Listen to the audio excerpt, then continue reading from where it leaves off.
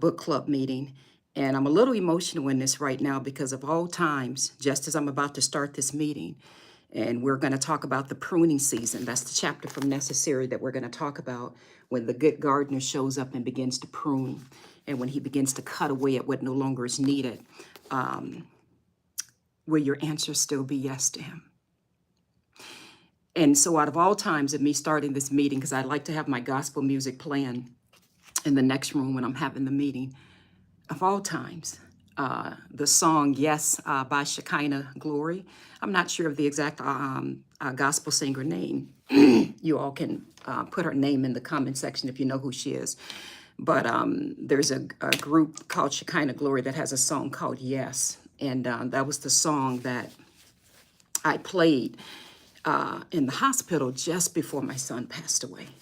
And as he was passing away, I should say, that was the song that was playing in the background. So out of all songs that began to play as literally as I'm about to push this button, that song came in, Yes, by Shekinah Glory. So,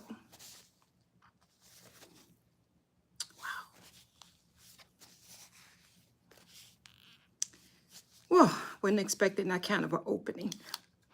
You all give me just a moment. My God, my God.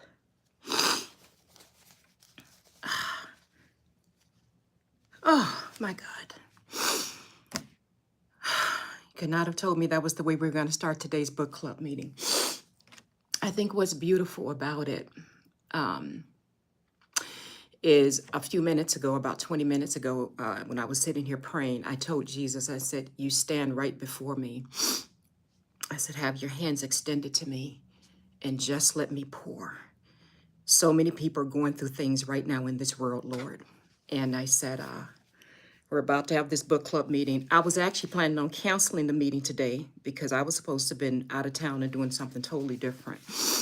And I won't go into detail, but God just did some things and just made it very clear, no, no, no, no, no, you need to be here for this. So I rearranged some things so that I can have this meeting we're about to have. But anyway, I said to Jesus just before starting this meeting, I said, stand before me, have your hands extended to me, and just show me how to pour and love and give to your people. And you just set me up, you just take over the whole meeting. So I think it's ironic that this song, Yes, by Shekinah Glory, just started playing because it's a beautiful song. You all give me a moment. We'll have we'll start the meeting in just a second to talk about the book.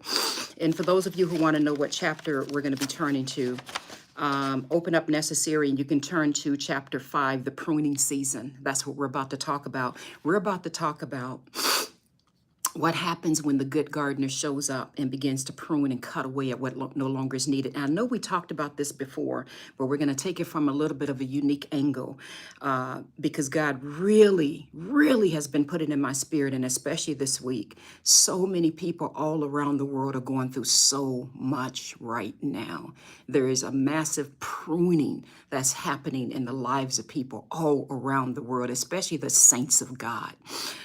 Those who are truly battling in the spirit and truly doing their best to honor him and truly doing their best to bring about the goals and the visions that he's shown. God has shown me in my spirit that it's almost as if there's an attack, not only in the spirit, but in the mind, just to make you even question if you heard him right, or if he exists, or if he's with you, or if he's mad at you, or if somehow you did something wrong. And it's just a massiveness that's happened all over, getting people to look back, at the past and not focus straight ahead. So I was going to go into talking about a different chapter this morning for our book club meeting. And I don't argue with the spirit. And God put in my heart, no, you're going to go through the pruning season. And I'm like, God, didn't I talk about that before? And he's like, you're going to go and talk about the pruning season. So we're going to be talking about, thank you, DV. We're going to be talking about the pruning season in just a minute. But let me just say something about that song that's called Yes. And I pray to God, whoever that amazing, amazing, amazing, amazing woman is, I don't know her. You all can definitely tag her. And please let her know that I love her and she has blessed my life with that song. So if you know her, just tag her in this. But what's so beautiful about that song, Yes, is it's a beautiful song of what if there's more that I require of you? And the words just go into, if there's more that I told you that I needed, as if you haven't been through enough already, am I right? Will you still say yes to me? That's what the song goes in to say. Like, will your answer still be yes? If I told you that there was more that I needed, would your answer still be yes to me? Can you still say yes if I told you there was more? And I may have the lyrics a little mixed up, but it just goes on to say, all I want is a yes from you. Will your answer still be yes? And my God, like I said, I wasn't even planning on starting this meeting off this way. But it immediately takes me back to being next to the hospital bed, holding my son's hands as he was taking his last breaths, and me just screaming out in the room because I had that song playing in the background. Oh my gosh, you guys, give me just a moment. God, you can just take over this meeting. This is your meeting and not mine.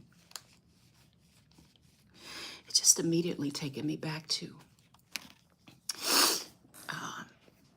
being at a position or a point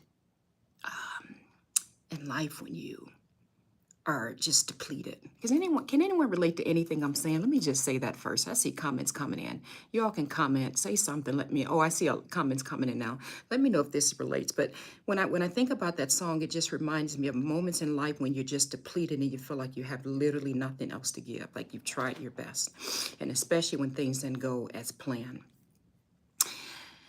And for God to still call you to say, will you trust in me? Will your answer still be yes to me? There's such a purity. I want to take a moment just to encourage and lift you all up. And again, we'll start the book club meeting in just a minute. Let me just get this out of my spirit. But to those of you who have been battling for a long time, who've been in prayer for a long time, let me put on my glasses because so I can read comments. I just want to encourage you all for a moment. It's so beautiful. And it's so pure and it's so holy. I believe when God sees a heart that still says yes to him, even in the midst of all of the pains or all of the struggles or what have you. Hang on a second here. I can't see any of the comments coming through here. You guys give me a second. If you're on my YouTube, someone comment so I can make sure I have the comment section turned on. I hope I did. But I hope I turned it on. But it's so beautiful when you see someone who's done so much and their prayer still didn't get answered, or it got answered with a no, but yet your answer to God is still yes. I really do believe that the angels rejoice in heaven when there's that type of submission to God, I should say. Angel says, I am there now. I understand, Angel. Okay, Kevin, thank you. Okay, Martha. Hey, Martha. Oh, my God, I love you so much, Martha. Daughter of Zion, my favorite person. Oh, my God. Thank you, thank you, thank you. All Things Healthy says, hello, just came in. That's how I felt last night, and I had to pray. Yeah, so there's something going around in the spirit, right? Arch D. Love says, so on time with this word. Thank you, Sister Z. So you guys, let's get started. Give me grace. Because again, I didn't plan on starting with all of that. I was just going to start off by just reading. And God has a strange way of doing things with me, the way he lines things up. First of all, I'm supposed to be out of town right now, and he delayed that. Second of all, I was going to put this meeting off, and he's like, no, no, no, no, no. I told you to have these meetings. You're going to have it. And when I tell you he changed everything around and made me have to be here to be able to do this meeting. Okay, let's turn over to Necessary. For those of you all who don't know anything about Necessary, let me just give 1 minute to explain what this book is about and how it was written. This is the honest to God truth, and I'm not trying to sound like some religious woman. God woke me up in the middle of the night years ago at about 3 a.m. and told me, literally, I heard in the spirit and I saw in the vision. I'm not trying to weird anybody out. He literally showed me this book. It was just like a book was right before me in the spirit. I opened my eyes and the book was right there. And he said, I'm going to have you write a book and it's going to be called Necessary. And I remember the cover of the book because I remember it just had the word necessary on it. My name wasn't even on it, which I know many people say, Z, you're an author. Your name's supposed to be on the front of the book. Well, it's not. It's only on the spine. And notice there's nothing on the back. So I had to do it in the vision God gave me. But what I didn't know was the journey that God was going to take me on to write this. I didn't know I was going to have to live through it. I didn't know he was going to bring so many things from my past experiences. And if many of you know me, you know what I've been through and, just so many things. One year we moved 22 times in 1 year. All of the abuse, all of the things we went through. But each chapter ends in a beautiful transformation. Each chapter takes you to a deep, deep, deep moment in life when things were very tough, but it also ends with hope. So no chapter leaves you down. It brings you back up. But every single thing, even what we're about to read right now, this is very important for you all to know. And y'all, I'm being very honest with you. Every single chapter, there's 24 chapters in this book, was written in the Spirit. Every single chapter. I didn't sit down and outline, okay, let me think of what I can. No. In fact, a lot of things in this book, some chapters I can't even read just because you're not allowed to, some things I can't even read. Everything that was written, God would prompt me and wake me up and say, now write this or now write this. There's probably at least about almost 300 or so scriptures in here. Every scripture in here came in the Spirit. Every single scripture came in the Spirit. As I'm writing what he's telling me to write, boom, he would just give me a scripture and I'll be like, okay. Some scriptures, I'm like, is that even in the Bible? Every scripture came in the Spirit. So I always give God the credit for writing this book. It came from him. And for those of you who already have it, I pray that it's blessed your life. So with that being said, that's what Necessary is all about. Each chapter takes you through a transformation journey. And I've even developed and created an entire retreat around Necessary, which you can go to Unlocking Greatness if you want to join us on the retreat. Okay, let's start with the pruning season. That's what we're going to focus on today, chapter 5. So you all turn over to page 62. Let me read some comments here. How can I get the book? It's available worldwide. You can order it directly at Amazon. If you're in TikTok right now, it's even in my TikTok shop. I think I have maybe 20-something copies. I don't have a lot of copies left in terms of autographed copies. But in my TikTok shop, I have 25, maybe 29, right at 30 copies left. So those may all be gone today. We'll see. So you can even order from there. You can order it directly at my site at Unlocking Greatness. Or you can go to Amazon and get it as well. You all, let's get started. The pruning season, page 62. God, I'm going to let you flow. You have brought the people here that needs to be here. You all, if there's anyone going through anything, especially going through a pruning season right now, if you have friends, family members, others that you may think are going through things, and let me just say it like this, even people, let me be clear on this. There are so many people suffering and going through things right now, but you all just don't know it because they don't talk about it. I happen to get a lot of the calls and messages from people, DMs and emails, and you just name it, right? From my podcast, right? You all would be completely surprised if you knew the vast amount of people. I'm talking some people out in the suburbs in the big, beautiful homes. If you knew the vast amount of people that are going through a pruning season right now or that are going through some deep things. So if there's anyone you can think of, please share this live with them because I really do believe what we're about to cover right now. I believe it's going to be a blessing, and I pray it's going to help you all have a breakthrough. I pray it's going to help us all have a breakthrough. So share this however you do so that other people can know what we're about to read. So turn to chapter 5. This chapter is titled The Pruning Season. I'm going to skip past the affirmation and we're just going to get right on into it. You all let me know if you're ready, if you have your books open. For those of you, someone says, I miss your emails, Zenja, I miss them. I'll start getting those emails back out. Thank you for saying that. For those of you who are really not into reading books, the audiobook is also available on my site as a pay what you want. That's something God placed in my heart to do years ago. I think it was a year ago. I can't remember. So for those who just want to hear the audiobook, is available as a pay what you want. So you can go to Unlocking Greatness and get that. Okay, chapter 5, the pruning season. All right, you guys, let's get deep. What happens when God, the gardener, starts the pruning season in our lives to prepare us for our season of harvest? Can you recognize the harvest is coming when the gardener begins to cut away what is no longer needed in your life? My God. Can you hold on and trust your harvest is ahead when everything around you seems to fall away? It has taken me well over 50 years to finally understand a very simple yet challenging concept about the season before the harvest season. Because he loves me, he also prunes me.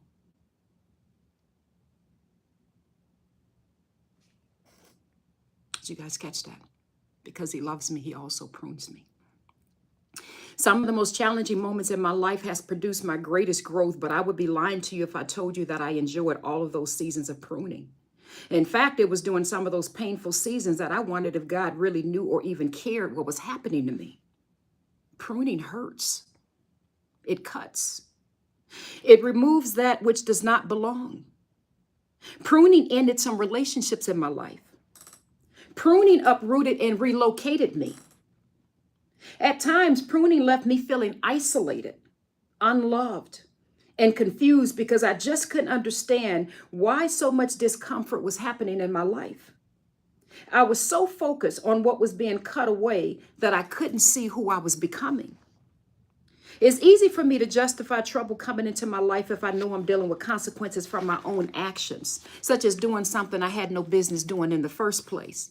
Then I could say to myself, okay, I brought this up on myself. But when I was doing my best to serve others, and I know some of you are in that mode right now. Thank you, Angel. Angel says it does cut.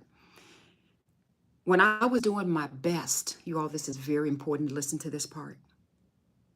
When I was doing my very best to serve others, teach others about the love of Jesus Christ, and honor God in my life, and trouble still came my way, that just made no sense to me whatsoever.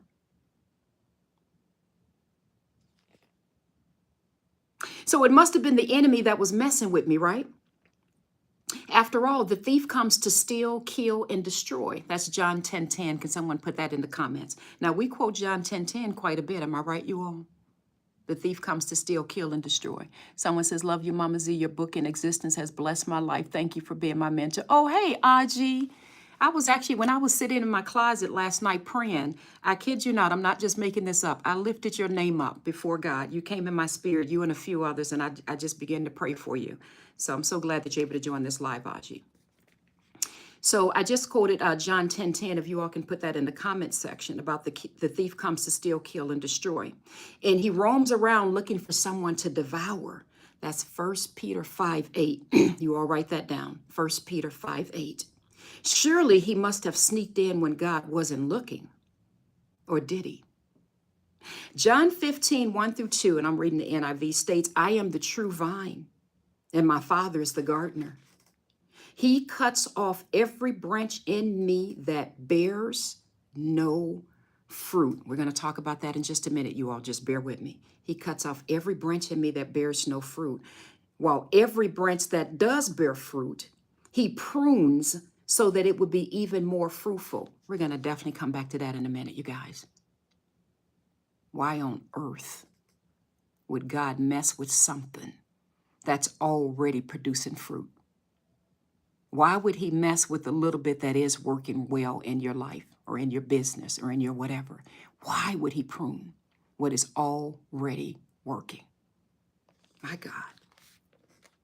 Many Bible scholars believe this passage is in reference to bearing the fruit of the Spirit, which is in Galatians 5:22-23. Let me pause a minute on that one. You all can go read Galatians 5 on your own. In fact, every scripture that I say in here, I'm going to try to save this live on my YouTube as well as my Instagram, so you guys can come back and go through these. I encourage you to look at every scripture because nowadays, you all, so many people have so many things to say. You can't go by what people say. You really need to be like a Berean. The Bereans were of more noble character than the Thessalonians. This is what the Bible teaches us because they examined the scriptures every day to see if what the Apostle Paul said was true. So as I'm reading through this, you need to be writing these scriptures down so you can look them up yourself, okay? So Galatians 5:22-23. Let me just slow down because I feel like I'm rushing and I don't have a need to rush. If you guys have to go, just go. Galatians 5:22-23 teaches us about what are the fruit of the Spirit. You know, love and joy and peace and patience, self-control, gentleness, kindness, all of that, right? So let me read this sentence over. Many Bible scholars believe this passage is in reference to bearing the fruit of the Spirit. That's Galatians 5:22-23. And some claim it is referring to making disciples as Jesus Christ calls us to do so. That's Matthew 28, verse 19. Someone write that down. Matthew 28, verse 19. That's the passage that teaches us, therefore, go and make disciples of all nations, baptizing them in the name of Jesus Christ, So you guys can go read that on your own. My purpose in citing this scripture is not to debate the intention of the passage, but to discuss the analogy Jesus used and how we can apply it to our lives. So now let's discuss what this whole John 15, 1 through 2 is all about. He's saying that I am the true vine and my Father is the gardener. For those of you all who are just joining me, today is our book club meeting. We meet every month on the 11th at 11 a.m. Central Standard Time, and we cover a section from my book, Necessary. So if you don't know me from Adam, just listen along. Maybe this can encourage you. And I'm reading from the chapter titled The Pruning Season. Why in the world would God prune every branch that does bear fruit?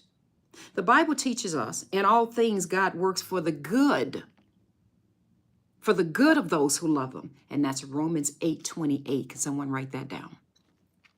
I'm here on my YouTube. If someone can write those passages in as well, that would be pretty helpful. So type in Romans 8:28. Even on this Facebook, you all can write that in there. But why prune what is already bearing fruit? I'm going to pause on that a second and see can I get an answer too from you all, because this is not a one-way discussion. We all are coming together as a family right now.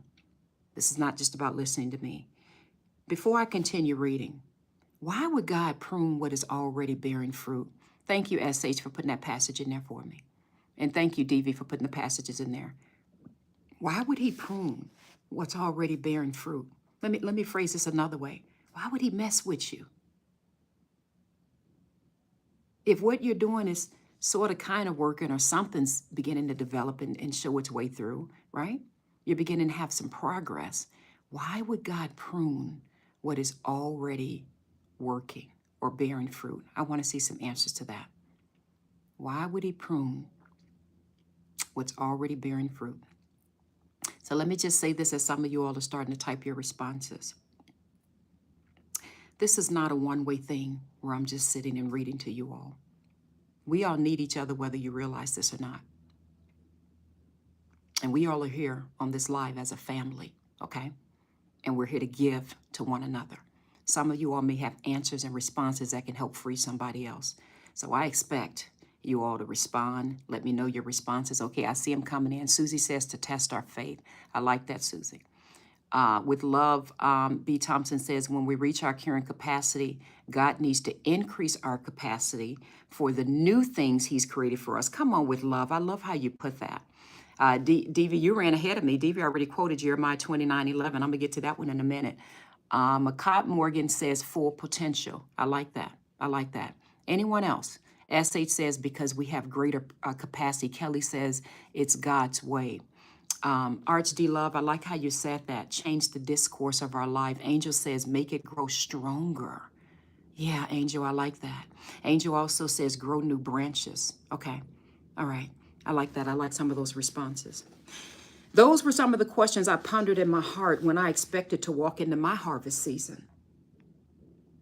Yet the gardener showed up unexpectedly and began to prune areas of my life, bringing storms, ripping branches away that were no longer a part of my destiny, uprooting the weeds to expose truths, and changing my entire environment to a point where nothing seemed familiar any longer. It was as if the good gardener came in without any warning, dug me up, cut away most of what I thought was beautiful, and completely changed the landscape by planting me in better soil. Felicia says to grow us past our comfort. I love that, Felicia. Yes. No matter how much I prayed, rebuked the devil, read my Bible, and cried myself to sleep too many times to count, God did not stop cutting away at what was no longer needed for the next season of my life. I'm going to say that one more time. No matter how much I prayed and rebuked the devil and read my Bible, cried myself to sleep, God did not stop cutting away at what was no longer needed for the next season of my life. He broke off branches I thought I needed for my survival. He cut away leaves that I thought gave me protection. He uprooted me from the dry soil I was so comfortable in, and he planted me by the streams. F says, our pruning makes way to new growth. Some of you all are going through this right now. I am Nika says, I have that whole paragraph highlighted and underlined. Wonderful, baby. I'm so glad to hear that. Some of you all are going through pruning seasons right now. Let me just correct something that a seed the enemy may be trying to sow in your minds. The enemy does an amazing job at making you feel guilty that you've done something wrong, or you messed up, or maybe I should have done something different. And sometimes we go off course. We all mess up. Romans 3:23 teaches us that, am I right? All have sinned and fallen away. Christian says, cut off the weeds before they gain more ground. Yes. But the enemy can do an amazing job at making you feel guilty, making you feel shame, holding on to the past. That's why I love looking at Isaiah 43. When God is telling us, don't be looking back. I'm doing a new thing. Do you not perceive it? The enemy does an amazing job during this time. I don't have time to read through every chapter in here, but there's a chapter necessary titled, If I Were Your Enemy. We're not going to read through that chapter today, but it talks about if I were your enemy, that's exactly what I would be doing. I would be making you think that God's upset with you, or you're not good enough, or you messed up, or you didn't follow the instructions exactly as he said. And if you want some more reference on that, allow me to digress for a minute. Read the book of Job. But read the book of Job, you all, in a different light. If you look at the book of Job, Job had about he actually had 4 friends. I think it was 4. But 3 of those friends, if you look through Job, there's about 42 chapters. You all can read that later today if you have time. Job was going through. His friends was coming along saying all kind of mess. I don't know their names exactly. One starts with a B, one starts with a Z, Bildad and Zig something. But anyway, they basically were saying, you must have done something wrong to bring this on yourself. That's pretty much what they were saying to Job, all through those chapters when you read through them. But pay careful attention to chapter 42, when God finally spoke and God had Job pray for those friends. And pay careful attention to what God said. He said, they've not spoken what's right of me. So all that time, they was telling him, you must have done something. God don't just allow stuff to happen for no reason. Anyway, let me keep going. For those who are joining, I'm reading Necessary, my book Necessary. I'm on page 64. We're reading from the chapter, The Pruning Season. And we're talking about a time in life when God just showed up and cut away everything you can possibly think of that was going on in my life. And there was attacks in every area, from my marriage to my finances to health, the death of my son, just a lot. Every area he just came in and just cut it all down. It was painful and at times frightening. I didn't understand why he put me through so much just to grow me. And I certainly didn't understand that he was preparing me for a greater harvest. Can anyone relate to this? Can anyone relate to this? Raquel says, I feel like that's my situation. Well, you keep listening. I pray that this encourages you. Can you relate to being uprooted and planted in unfamiliar territory, and all that you thought you could rely on was no longer a part of your life? Seems a bit harsh, doesn't it? It made me wonder, and this is what I wondered to myself, is the pruning season really necessary? Angel says, yes, I do feel guilty at times. I feel so isolated. So many are gone. I wonder if I made the right decision. Sandra says, this just happened to me with love, says, I can relate. Let me pause a minute on this. The reason I'm asking these questions in between, 1, this is a family discussion we all are having. 2, I want you all to realize the enemy is really not that creative. When he attacks all of us at the same way, sort of in the same patterns. Most people just don't see it. Most people are not in situations like I am, and I say that with humility, where I get thousands of comments many times a day, definitely every week, right? So I get to see sort of a broader view of people from literally all around the world. And I'm letting you all know this is the trend in the spirit that's happening right now. People are feeling isolated, alone, or people are feeling that they messed up, or they're regretting decisions they made, or they're worried, or they're fearful, or they're stressed, or what have you, right? And so many times you don't see that God is preparing you for a greater harvest. So it looks like the cutting away is as if you did something wrong. So anyway, I believe that's why God has me reading this chapter. So God had me wondering, is the pruning process really necessary? As I pondered this question, I decided to conduct some research about the pruning process, specifically about grapevines. And for those of you who are members of the Unlocking Greatness community, you all know we just had a live workshop session this week on this very subject matter. because I went away for several days to a personal retreat for myself and learned quite a bit about being connected to the vine and about that whole process. As I pondered this question, I decided to conduct some research about the pruning process, specifically about grapevines, to get an understanding of how I could apply this passage to my life. The shortest conclusion from my research is this: pruning has to be done at the right time to avoid damaging, or get this, you guys, or delaying the maturity of the fruit. Sierra says, definitely in my pruning season now. Did you all catch what I just said? Pruning has to be done at the right time to avoid damaging or delaying the maturity. You guys probably know what passage I'm thinking about right now. The maturity of the fruit. If a gardener wants to maximize the crop, the branches have to be pruned to ensure it will continue to grow and produce ripe grapes each year. Sarah, thank you. Danny, thank you. Did you all catch that? I'm going to read that again. I see a lot of comments coming in. If a gardener wants to maximize the crop, the branches have to be pruned to ensure it will continue to grow and produce ripe grapes each year. If the pruning process ever stops, now you all listen to this, especially for those of you all, and I've been there, who are praying, God, enough is enough. Like, come on now. I've been through enough. If the pruning process ever stops, or if it's delayed for an extended period of time, fewer grapes are produced as a result, my God.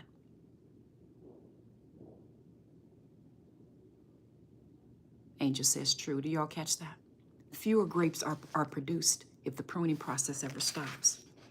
The more I researched the pruning process, the more I understood the wisdom of a good gardener and the importance of pruning the branches to produce more growth. And if I could dare say so, to protect the fruit.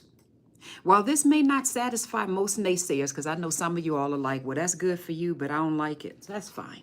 While this may not satisfy most naysayers, nor be the answer to every pain we've ever experienced, it can certainly help us to grasp the concept. You all just take a moment to try to grasp the concept of what's being talked about here. The concept of being pruned to grow for the harvest ahead. The question we all must answer is, and here's the question you all have to answer this: can we trust the good gardener? Can we trust the good gardener? I am Nika says, good word. Halani says, pruning hurts, like it really hurts to the core, especially for the first time in a long time. Angel says, true. I stopped pruning my fall moms and they died. Thank you, Angel, for saying that. That's a good, I'm glad you said that, because that makes sense. Can we trust the good gardener? Can we trust that he knows what he is doing? Can we trust that he has prepared a harvest for us? And he prunes us to produce his goodwill in our lives. Let me pause a minute on this, you all, before I continue reading this chapter. Because I keep forgetting, the vast majority of y'all probably don't know me, or maybe haven't been following my podcast, or maybe you're not a member of the Unlocking Greatness community. You all, when I was writing this, I wasn't writing this from some I've arrived moment. Let me just be clear. When God woke me up in the middle of the night at about 3 a.m. years ago and told me he was going to write this book through me, you all, I was going through it. This is what God was downloading for me in the spirit. Can you trust that I know what I'm doing right now? And what many of you all don't know is, just as I was coming to the end of this book, I'd say about 3/4 through the book, that's when, unfortunately, my son passed away unexpectedly. And that's when God put that chapter in my heart.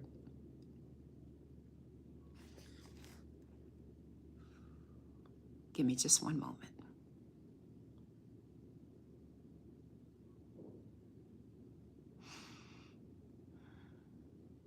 When I thought I was done writing the book, then God woke me up. Told me, you're going to write a chapter called when God says no? Can he still be your God, even when the answer is no?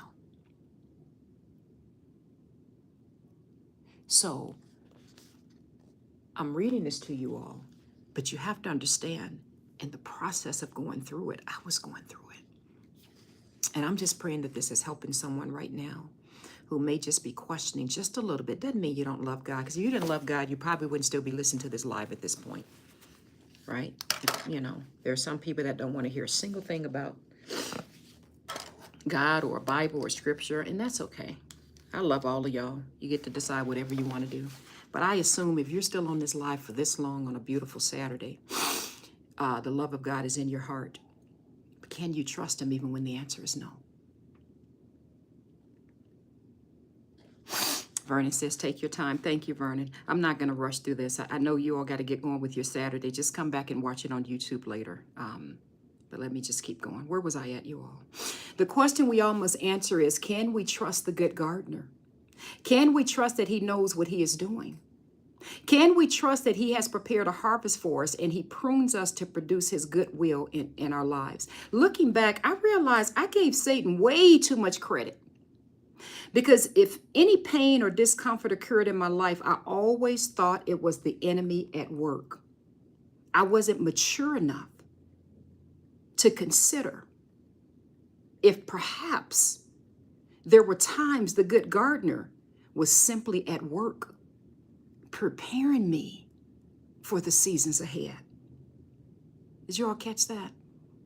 I wasn't mature enough. With love says, thank you so much for sharing your story. This is my first time on your live, and I'm so glad. I'm glad you're able to join us. Very, very glad to have you.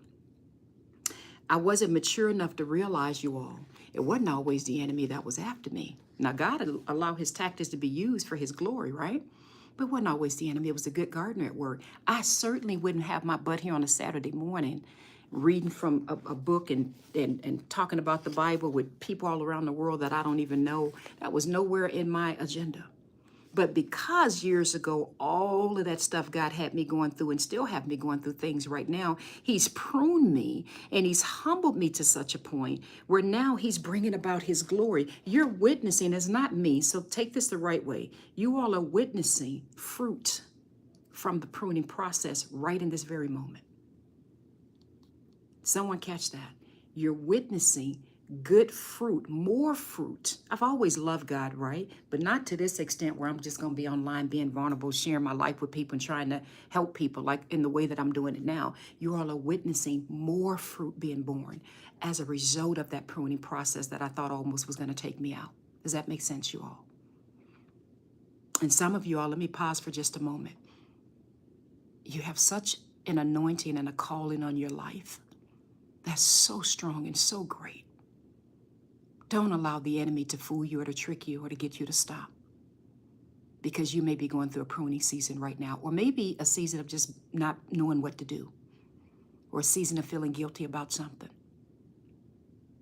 Maybe that's why God had me do this live today, because I was going to cancel it because I was supposed to have been out of town at this very moment. Some of you all have a calling over your life, and you're going to be impacted and touching the world, people all over the world. And all of these delays, all of these setbacks, worries and things, some of the things you've been dealing with. You may not see it right now, my dear sisters and brothers, because I definitely didn't see it. And if you would have told me that years ago, I would have been like, okay, sounds good, but whatever. Well, now I'm here to tell you. He's preparing you for the harvest ahead. And the question you have to ask yourself right now, my brothers and sisters, will your answer still be yes to him, and can you trust a good gardener?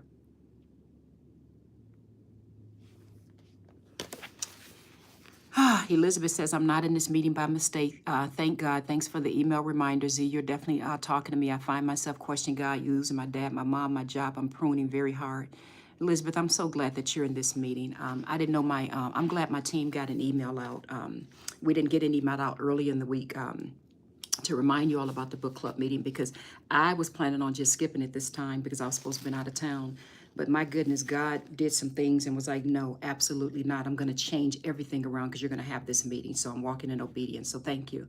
Okay, where were we at in this, you all? We're, for those who are just joining, I'm reading from my book, Necessary. On the 11th of every month at 11 a.m., we have our book club meeting.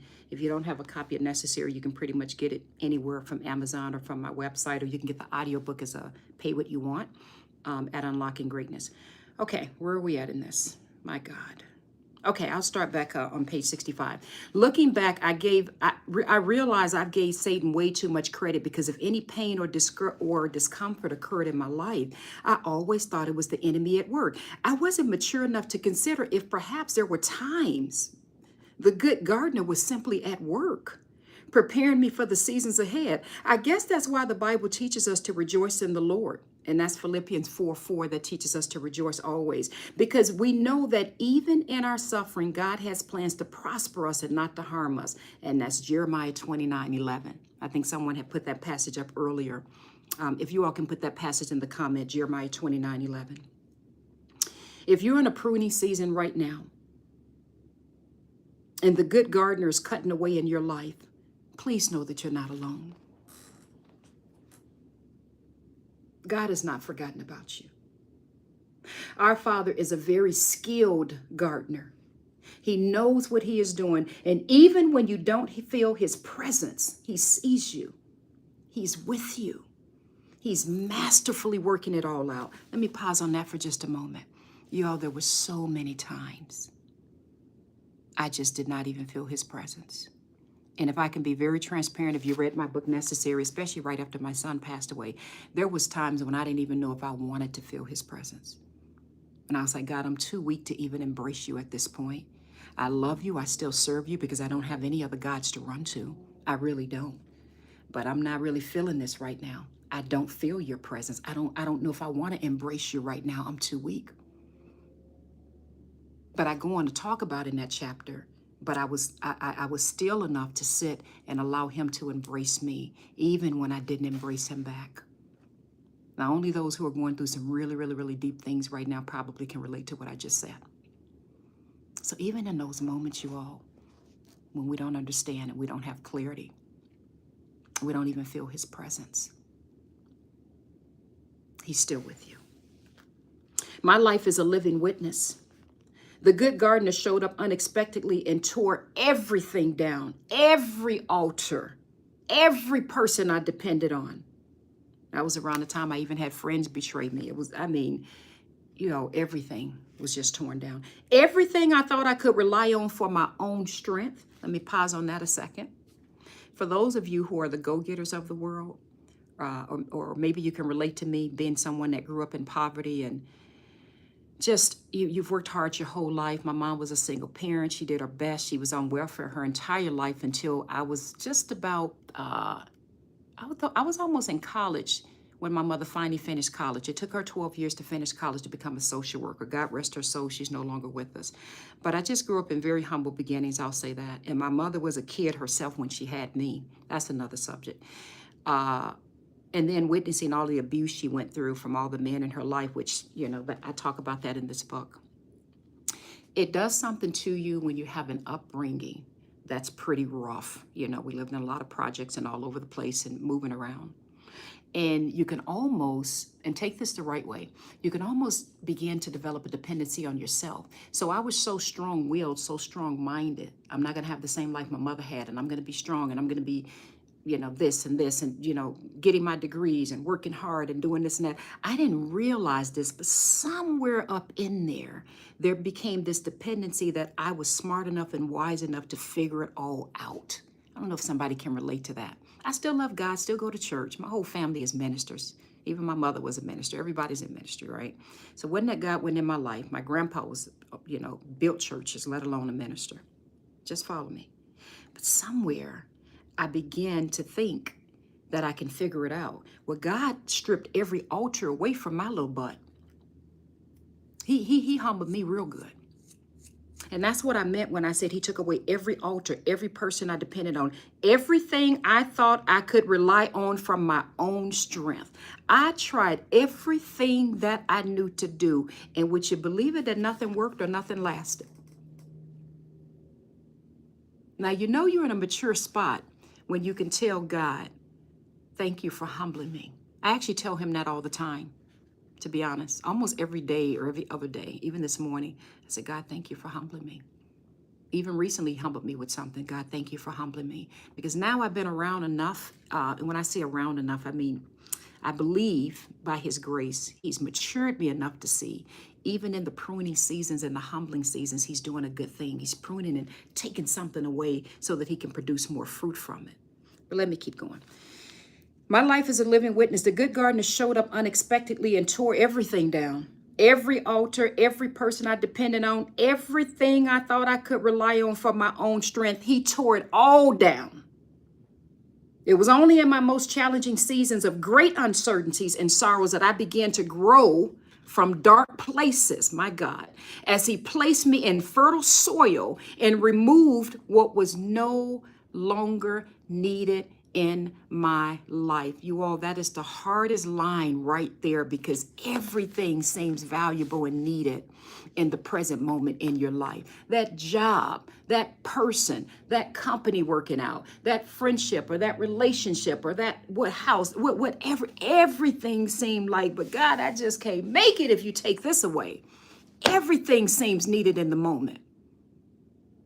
Everything. But sometimes that good gardener shows up and he's like, ugh, I got to do something with this. Let me pause from reading this a moment. You all turn over to, come on, God, Judges 6 and 7. Really quickly. I'm not going to rush for anybody. Again, for those of you who have to go do whatever you have to do, I'll save this on YouTube. This is for those of you all who are picking up what I'm laying down and you want a little bit more meat. Judges 6 and 7, I've talked about it so many times. For those who've been following me, you guys are probably like, Z, how many times you going to mention that? I'm going to keep mentioning it because people need to hear it. Judges 6 and 7 is one of my favorite stories in the Bible because it talks about Gideon. I just love this story. First of all, I don't like the story. Let me just say that. I actually don't like it at all because God messed with the man. The man was already down. He already didn't have much. And God still came and took away the little bit that he had. I'm like, but what? Explain to me, why would you do that? I used to have such a problem with that, but let's examine it. Let's just all heal from it together. My kids tell me, they said, Mama, whenever you get into the Word of God, you get all giddy and you get all weird. They say you get the laughing. And anyway, I just think it's all good because it's as if it all just comes alive. You guys turn over to Judges chapter 6 really quickly. And for those who don't know me, and I know my followers get upset when I say this, I am no one's minister. I'm not a preacher, a pastor, a prophetess. I'm just a woman who loves God. I do my very best to do as he commands for me to do. I do my very best, as in writing his book Necessary, he wrote through me. I just do my best to share what he puts in my heart, but I don't have any fancy titles. And no, I don't own a church and all of that, okay? But I love the Word of God like you wouldn't believe. That's all I have, and I love it. Turn over to Judges 6 and 7. We're not going to read through this. I'm just going to point out a few things because right now, for those of you just joining, I'm reading from my book Necessary. We're talking about the pruning season. And I just read a part in here that talks about when the good gardener showed up and took everything away. And I didn't realize that it was in those moments that I could grow from my dark places. And I didn't realize that he was placing me in fertile soil and he was removing what was no longer needed in my life. Because some of you all may be going through that right this very, very, very moment. And you just may be just worried through the night and just, I don't know what I'm going to do and what's happening. And this is not right. And God, where did I go wrong? And did you not hear me? And are you punishing me? And maybe I should have done this. And what in the world? Maybe I should. This is for those people. Turn to Judges 6 and 7. And now let's just go through it very, very briefly. Let me see here. On Twitch says, that was me, God stripped and is stripping me away. Woo, I hear you. I hear you. I hear you. Do you, Z, we listening? I don't know what you mean by that, but put your question back in there again. Mr. Sheely says, I need this. Okay, that's wonderful, you all. Turn to Judges chapter 6, just very, very quickly. Let me give you the shortest premise that I can give you. There was a man who already had like literally nothing. He was about to go into this battle. He already was greatly outnumbered. Now, I don't know the exact number, but he had about 32,000 or so people, you know, in his army or whatever you want to call it. And the people he were coming against, get this, it was so many of them they couldn't even be counted. So we can logically analyze by at least saying it was at least probably hundreds of thousands of people that he was going up against. So just keep that in the back of your mind. Verse 13 in chapter 6, you know, Gideon is saying, this is when, first of all, the Lord came to him in chapter, slow down, Z. You do not have to rush for anybody. Let me slow down. Chapter 6, verse 12. The angel of the Lord appeared to Gideon and said, the Lord is with you, mighty warrior. Let's just stop right there for a moment. He called him a mighty warrior. And Gideon's like, I don't even know what you're talking about. Like, you can't be talking to me. And I'm calling you all a mighty warrior right now. Even in your mess right now, you are a mighty warrior and you don't even know it. Because first, you're that in the spirit. You're that in the spirit first. You are a mighty warrior, my brothers and sisters. You may never meet me, and this may be the only time you hear from me, and maybe God just have you here just to hear this one message. You are a mighty warrior right now, whether you see it or not, regardless of the circumstances you're going through. Well, Z, how do you know? Well, because if you go over to Ephesians, I know I'm digressing a little bit, but again, if you guys are rushing, just come back later. If you go over to the book of Ephesians, and you go to, some of the pages are coming out in my Bible, Lord. Oh, bear with me, you guys. And please don't message me saying get another Bible or something, because that answer is a hard no. I've been through this Bible so much. Every page is still here, but just bear with me. If you go to Ephesians chapter 6, verse 10 through 12, that's a beautiful passage that talks about be strong in the Lord. And it talks about putting on the full armor of the Lord. And it talks about our struggles is not against flesh and blood, but our struggles is against the rulers and authorities and the powers of this dark world. That's a beautiful passage you all should read that reminds us that everything is spiritual. So I don't have time to go through all of that because I'm totally drifting at this point from reading through necessary, and I'm trying to read a little bit from Judges because it just came in my spirit. But I just want to say that is why I said you are a mighty warrior right now in the spirit, whether you see it or not. So Lord called him a mighty warrior, which I love that part. And Gideon said in verse 13, but sir, Gideon replied, if the Lord was with us, why has all this happened to us? And Gideon just goes on to say, where are all his wonders our fathers told us about? Anyone feel that way? If he's with us, then, okay, Z, if God is with me, then why is all this mess happening? You know? Or why did I lose this? Or why did this happen? Right? That's what Gideon was feeling. So then you go on down to the verse 15, when the Lord, you know, told him that he was going to be victorious. Gideon said, and I love this, he said, my clan is the weakest. And he goes on to say, and I'm the least in my family. So you all see the way Gideon saw himself? Someone says, Angel says, those are the best Bibles, all the highlights in those. Thank you, Angel.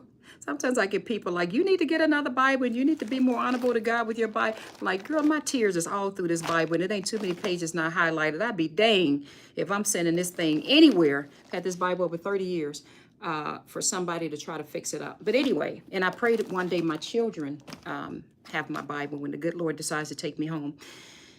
You all, let me get back on track. What are we talking about? So Gideon in verse 15 is like, but you can't be talking to me. My clan is the weakest. I'm the least in the family. So that's kind of the premise of what Gideon is about. And then let's just jump. We're going to do a big jump because I'm not trying to turn this into a whole Bible study lesson. I'm trying to kind of stay on point with things.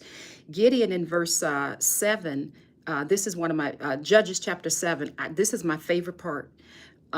Just as he's about to get prepared to go into this, you know, this battle, keep in mind, he only has about 32 or so thousand people. He already says he's the least, his clan is the least, so he has the least amount of people to help him, and he's the least in his family. Keep all that in mind, you guys. This is really good. And we're still discussing necessary. We're still discussing the chapter on pruning and why God comes in and takes away what's no longer needed. But I think this is a beautiful tie-in.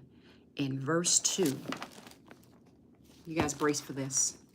The Lord said to Gideon, you have too many men for me to deliver. Did anyone catch that? Queen says, oh, my word in season. Very same question I asked God yesterday. Did you all just catch that? He says, you have too many men. Did you all just catch that Gideon only had about 32 or so thousand people? He just said that he was the least. His clan is the least, and he's the least in his family. We're still on the chapter necessary about the pruning season when God comes in and takes away what's no longer needed. He said, you had too many men. And then he goes on to say, so that you don't boast against me and think that your own strength, that her own strength has saved her. So God is saying to him, you got too many for me to do what I'm about to do in your life, because you're going to think you got there on your own. You're going to think you had something to do with it. You all, I could stop this live right now, and I would say that everything is complete. If you don't do anything else today, you all, and I know you want to get on with your day.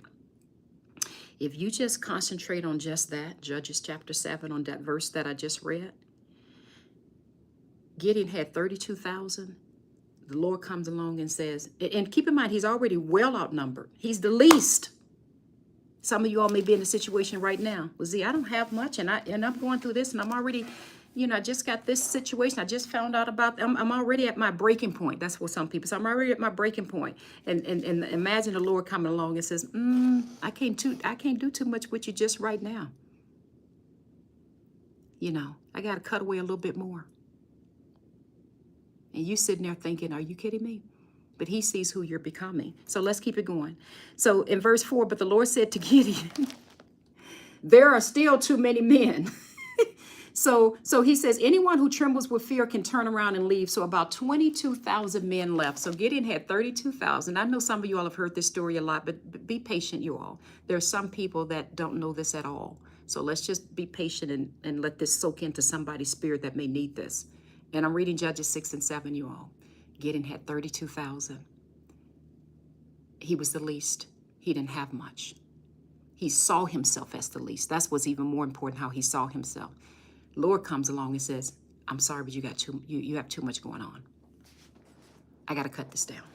And so he basically said, anybody that's scared, turn around and go home. So 22,000 people left and only 10,000 remain. Are you all catching that? Now, you need to be thinking through right now in your life, how can this equate to what you're going through? 22,000. So the man only had 10,000 left. So if he was already the least, and now you take him down to this amount, doesn't that seem like a lot less? Then what begins to happen? Verse 4, the Lord said to Gideon, there's still too many. And basically, he took them through this process. I won't go through all the detail. He had them go down to the lake or something and drink some water. There was only about 300 or so of them that lapped the water up a certain way, because all the rest of them got down on their knees to drink water. That's a story all by itself. I wish I could deviate and go into that and what that means. Why did he not choose the ones that got down on their knees and got out of their position that they were supposed to have been in? That's a whole nother subject. I won't go into that. But he chose the 300 that remained, standing, that just sort of stooped over and lapped water. And he said, with these men, he says, I'm going to deliver you. You're going to be victorious. So are you kidding me? I had 32,000. You took it down to 10,000. I had 10,000. And the good gardener shows up and takes it down to 300. And now you're telling me I'm going to go against, and just so you're aware, in verse 12, these are the people they were going through. They were as thick as locusts. Their camels could no longer be counted on the sand on the seashore. So we don't even have a number. We don't even have a number against what Gideon was going against. It said it was as thick as locusts, and they could no longer even be counted. And then you guys can go and read the rest of the story on your own, because I could talk about that for the next hour nonstop. And I want to get back to wrapping up this book club meeting. But the bottom line is, God gave him someone in his camp a dream. God showed him in the spirit what belonged to him. Oh, I wish I can go into that one. I have a whole thing that I have up on that teaches that it's important to capture in the spirit what's yours before you get it in the physical. But anyway, God showed him in the spirit what was his. They went, they won, and that was the end of the story as far as that goes. God gave him a beautiful strategy. Sometimes all you need, you all, is the strategy from God. It's not that you need more, you just need a strategy. And sometimes he can't even get your attention because you have too much. And I know that may step on a few toes when I just said that. But I can only say it because I've been there, my brothers and sisters. Sometimes he can't even get your attention. because you have too much. Pimento says, I have so much respect for you. Thank you, thank you, thank you. Let me say that one more time. Sometimes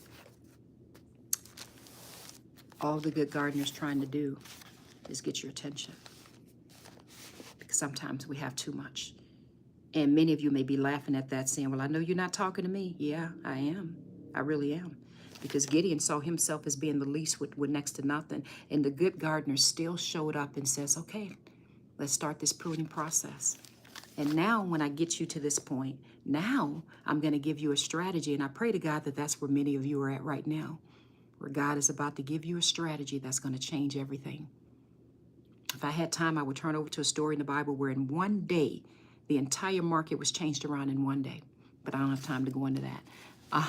Ashley says, please go into detail. Ashley, I would be here all day.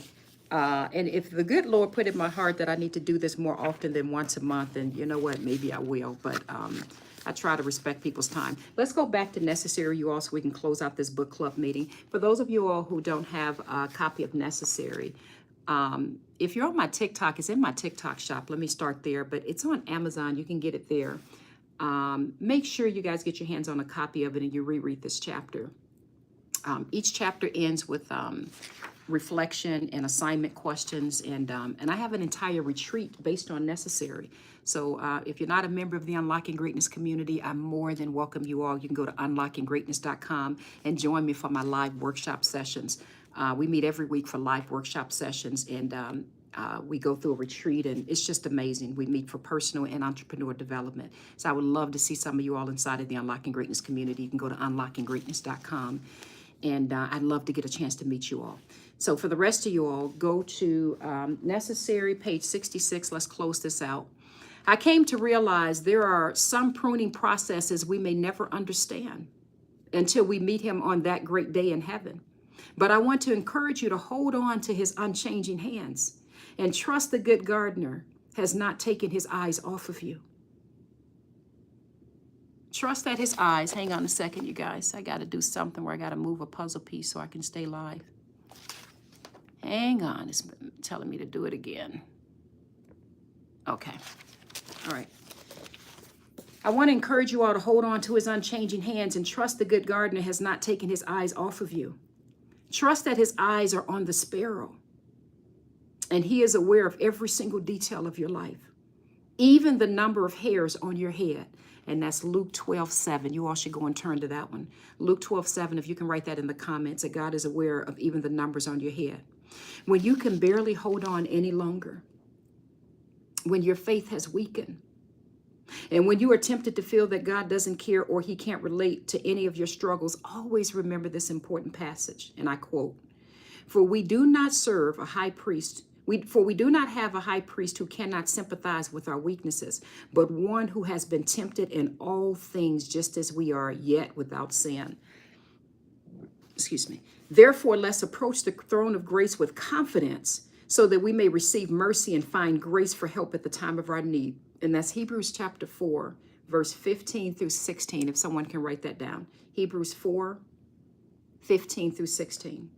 As I reflect on my life, times of laughter and times of crying, times of prosperity and times of drought, times of answered prayers and times of waiting, times of ripe seasons and times of pruning, I realize the good gardener was always present. He is always at work preparing us for the harvest ahead. His pruning strengthens us, develops our character, teaches us how to persevere, and produces harvest seasons in our lives that we may never experience if we remain unpruned by the good gardener. I'm going to read the reflection to you all. I normally don't read through the reflection or the recommended reading or the assignment, but I just want to touch on it for just a moment. At the end of each chapter, I always do a reflection. I used to wonder if God was present with me, then why would he allow such discomfort at times in my life? It wasn't until I had children that I realized that sometimes when a good parent is doing what is best for their child, the child may not be aware their parent is making a decision that will protect them or prepare them for maturity. To this day, you all listen carefully to this, especially for those who are parents. To this day, now that my kids are adults, there are still times I must watch them grow through their trials and become uncomfortable as they experience pruning processes in their lives. They don't know how much it hurts me to watch it. Now, if you all are a parent, you already know you can relate to this. There are times when we have to watch our children go through a pruning or growth process, and they don't even know how much it hurts the parents to watch it. So I said, they don't know how much it hurts me to watch it, especially when I can easily take away their pain. But like a good parent, I'm watching. I'm near. I love them. And I would do anything to help them, as long as it doesn't hinder their growth nor prevent them from maturing so they can later flourish in life. I remember at the time when I wrote this, one of my children, I got 4, so I guess I can just say one and you guys won't know which one I'm referring to, but I have 3 sons and 1 daughter. One of my children was going through getting their car taken away because they weren't making the payments. Now, you guys probably think, well, why didn't you just pay his car? And I told him don't get that in the first place. He wanted to go out and get whatever and whatever. But anyway, the whole point is, sometimes they want to get what's maybe not the best thing at that time. And I'll just say this: he got behind on some things, and I'll never forget when they were coming to take it. And I remember the lady called me. I'm drifting from this point. I wouldn't even plan on sharing this, you guys. So just we're having a family talk at this point. But I remember this was years ago when my kids were teens. Or 18. I remember whoever from whatever company, she called and she's like, I don't understand why you wouldn't just pay us. No, this is the lady that, and I said, I don't understand why you guys would give an expensive car like that to an 18-year-old. And she was just trying to make me feel bad as a parent for not paying it. But I knew in that moment, and I believe in helping our children, don't get me wrong. I knew in that moment I had to allow him to experience this process so that he can make better decisions down the line. Do you all know how bad it hurt me to see them come and hook that car up and take it away? Y'all know how bad that hurt me? Knowing I could have helped. Oh, it just hurt me. But I said, my goodness, if you don't do this now, because there were some other areas where he just was not, and I'll just leave it at that. But I said, yeah, if you don't do this now, Z, this is going to come back and not be good. And do you know, as a result of that, how mature he became? Do you know, as a result of that, a year or so later, he was able to get something that he could afford, right? Wonderful car, got it all paid off. Do you know how mature he became? And how wise he became, and how he's like, man, I'm glad that happened because, man, now I realize. And then he went on to tell his other siblings, like, don't do what I did. You get my point? I would have taken away that opportunity for him to mature and grow, because that's my baby, and I'm not going to let his car get taken away. Anyway, I know I drifted, but I just wanted to share. That's what I meant about sometimes it hurts to watch them go through, but I had to allow it. Sometimes our greatest act of love is not stepping in to take away all the pain, but watching our loved ones grow through it.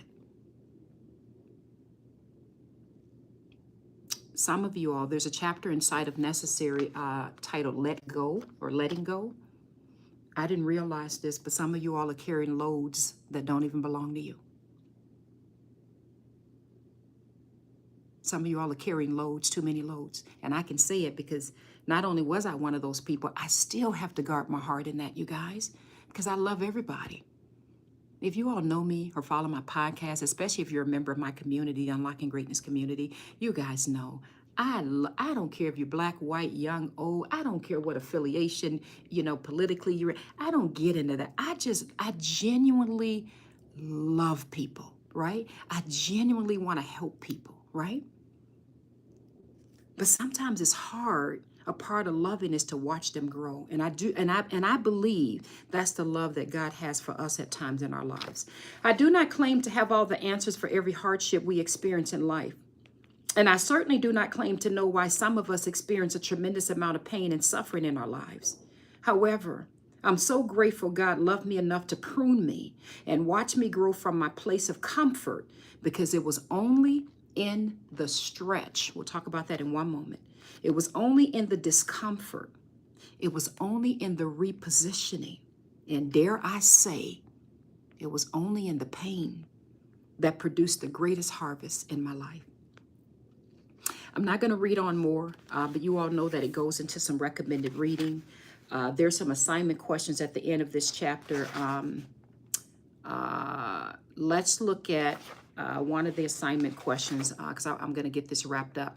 One of them says to reread John 15, verse 1 through 2, and list examples of the fruit that God has produced in your life as a result of your own pruning process. So I would encourage you all to go read the book of John, chapter 15, verse 1 and 2.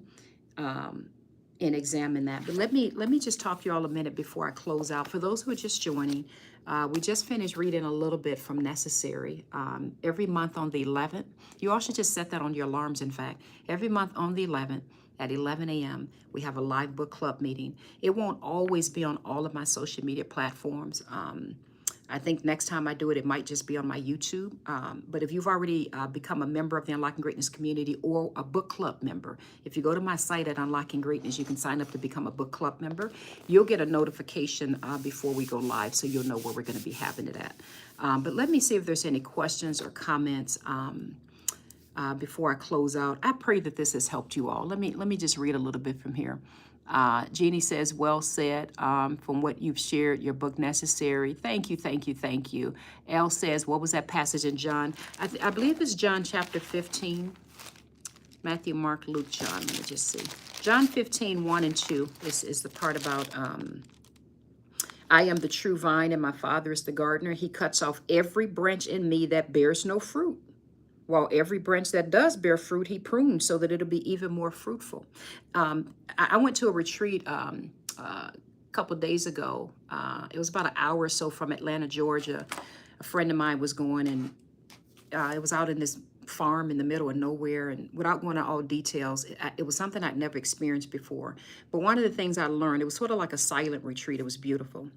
Was you've never in your life seen a grape struggling to grow. Like you've never seen a grape or orange or something like forcing its growth. The way that the grape grows is it stays connected to the vine. Does that make sense? So we are to abide. We are to remain in God and take him with us everywhere we go, every emotion, every stage, every season. And so when I was on that retreat, this is one of the passages the person that led the retreat went through. And he said, everywhere you see the word remain, you need to be thinking of the word abide. We need to abide in God. So in John 15, when it says remain in me and I remain in you, he told us to say abide in me and I will abide in you. No branch can bear fruit by itself.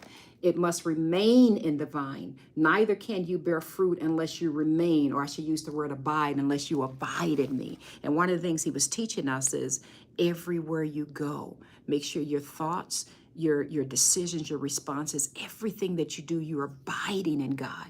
And initially I thought, well, I already take God with me everywhere I go. And God does go with me everywhere I go. So this retreat's probably going to be a light retreat. But then I realized, no. He literally was talking about, no, in everything that you do, every thought, every decision, you need to abide with him and know that God is with you. And that's part of why I decided to go ahead and do this live today, because I was going to cancel it because I'm supposed to be out of town right now. And God just put in my heart, no, you're going to do this. I was up all through the night last night. Anyway, I won't go into that, but you guys would think something was wrong with me because I literally was just singing songs to God, dancing with him.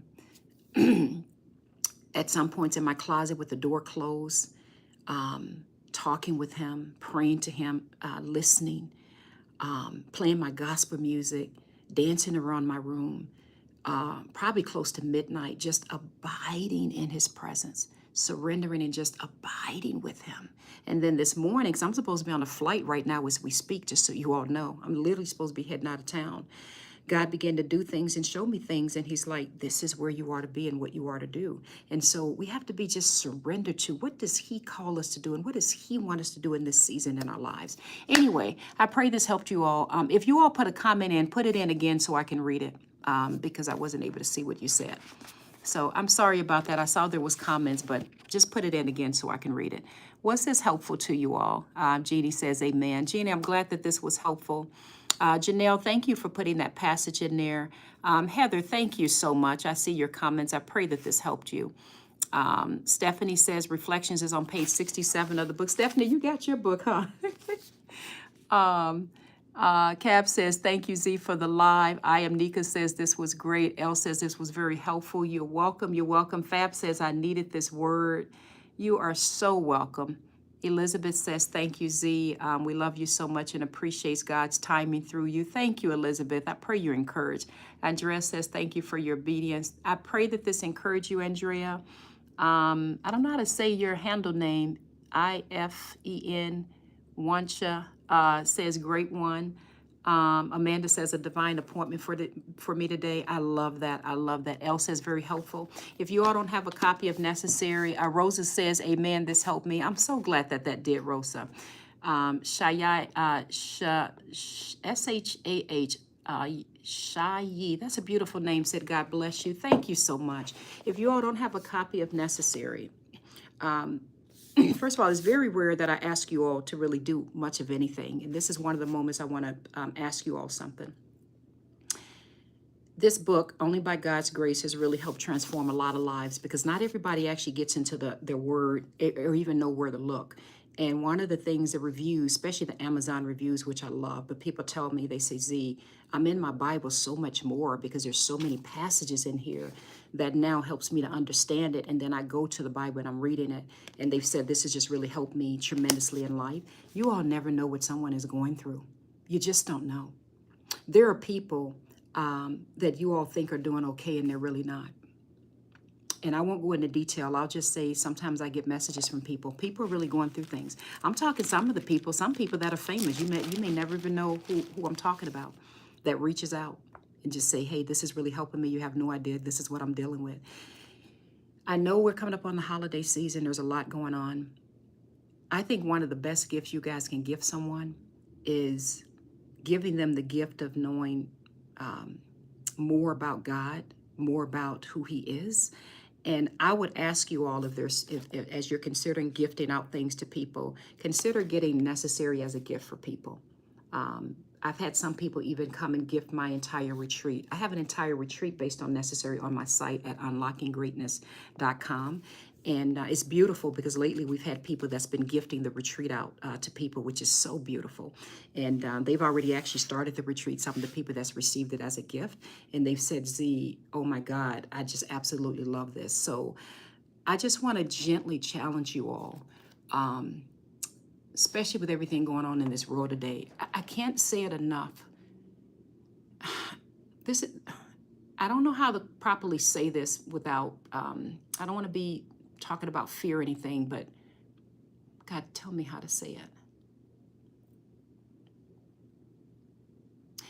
You all may be very surprised if God were to open your eyes to show you who's really deeply struggling and going through things, but they don't look like it. I'm talking family members. I'm talking friends, neighbors, co-workers, right? You all may be very, very, very surprised. There's so much that comes at me from people from all around the world, whether through my podcast or through any of my social media platforms, or maybe they're just emailing or messaging, thousands. And all I can just say is a vast majority of people are not okay. They're not. And you'd probably be very surprised because they're the very ones smiling. They're the very ones posting their pictures on social media. They're the very ones looking like they got it all together. Maybe they're on vacation and they're this or that. I can tell you with certainty, the vast majority of people are really struggling and going through things. So consider getting Necessary as a gift for people. Forget about the holiday season, just in general. So even if you already have a copy, I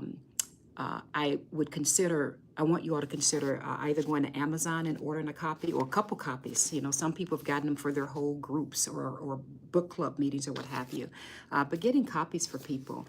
I wish I can take credit for writing this book, but God wrote this book through me in the Spirit. And there are times when I'm going through and I literally sit and open the page and I don't even remember writing it. I'm like, oh my God. And all of the scriptures that are popping off the page. And I'm like, my God, how did you do that? Where you were just downloading all these scriptures to me in the Spirit. So it really is transformational. So my ask to you all is get a copy for a family member, a friend, a loved one, neighbors, co-workers, there's been so many people, I've read so many reviews from people saying, my God, this has just tremendously helped me.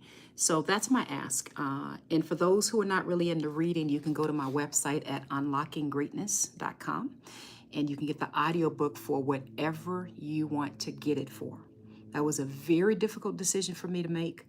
Actually, that's not true. It wasn't so much it was a very difficult decision, because when God put in my heart to do it, I walked in obedience. But it was a difficult decision financially, because the audiobook was being sold at $27, and God put in my heart, I need you to trust me. But there are people throughout this world. I didn't write this book just for people that could afford it. And I'm like, oh, he's like, I wrote this book for you because the whole world needs to know about it. So even if you know people that are struggling financially, or maybe you're in that stage, you don't have hardly a dime to your name, you can go to unlockinggreatness.com and you can get the audiobook for whatever you want to get it for. And for those of you who've been very, very generous, some of you all have purchased the audiobook and have given way more, please know I'm very appreciative, because God knows there's a cost to all of this. I don't talk about that much publicly when I'm with you all, but there's a cost to everything I do, with the podcast, with the community I lead, with producing the books, with all of this, there's a cost. And God has just made it very clear to me, I just need you to pour, and I will put in the minds and hearts of those who are able to give more to come and give. So I just say that to say that you can go get the audiobook for whatever you want.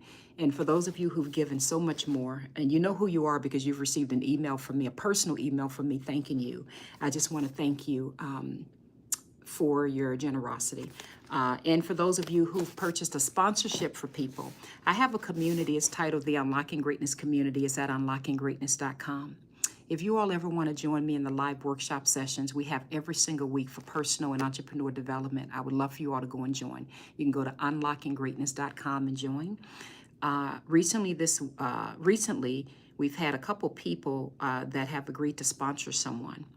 And I actually have a sponsorship still available. So, because another person just said she wants to sponsor someone to be in my mentorship for 1 year. That just blows me away. So, in this special announcement, I guess I'll announce it now.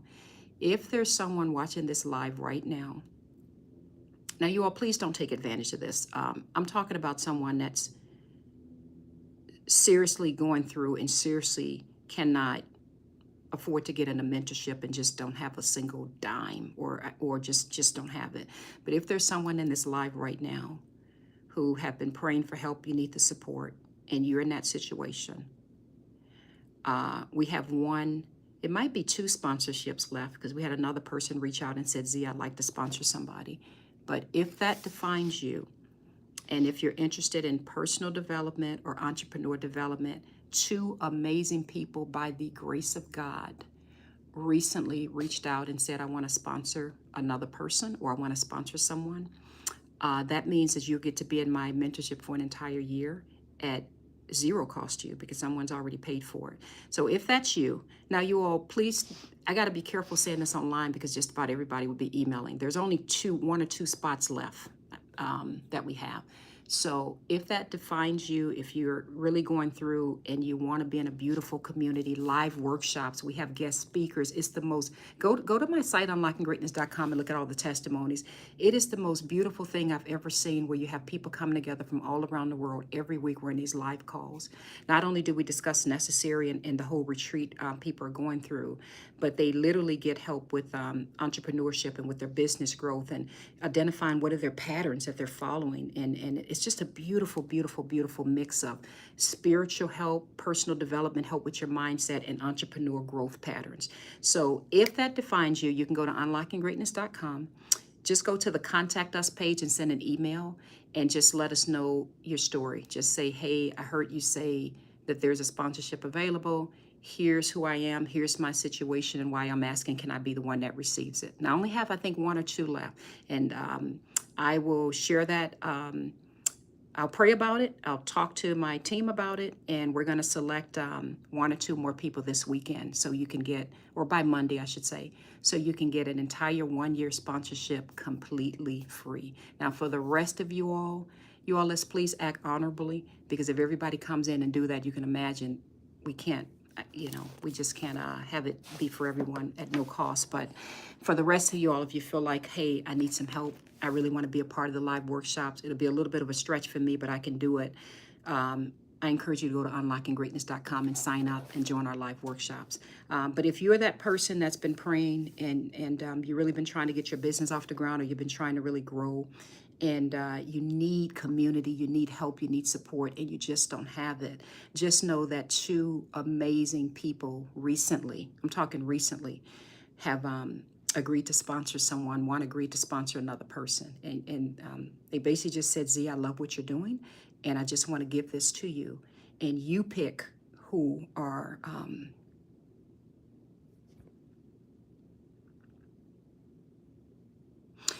it's just amazing that there's people out there in the world that care so much for others that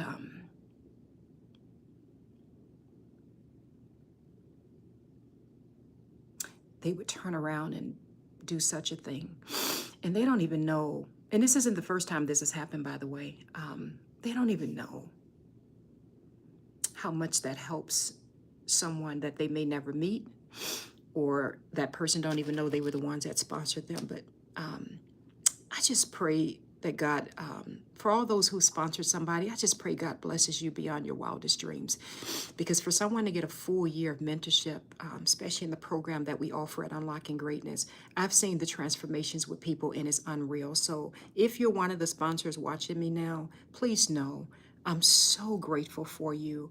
My heart is so moved and touched that you would even make that kind of a sacrifice to sponsor for someone else to get the mentorship, because you've benefited from it, and now you want to turn around and sponsor somebody else. So if you're someone that wants to sponsor somebody, let's say you are in a decent position financially, you're like, hey Z, I want to sponsor somebody as well, please let me know.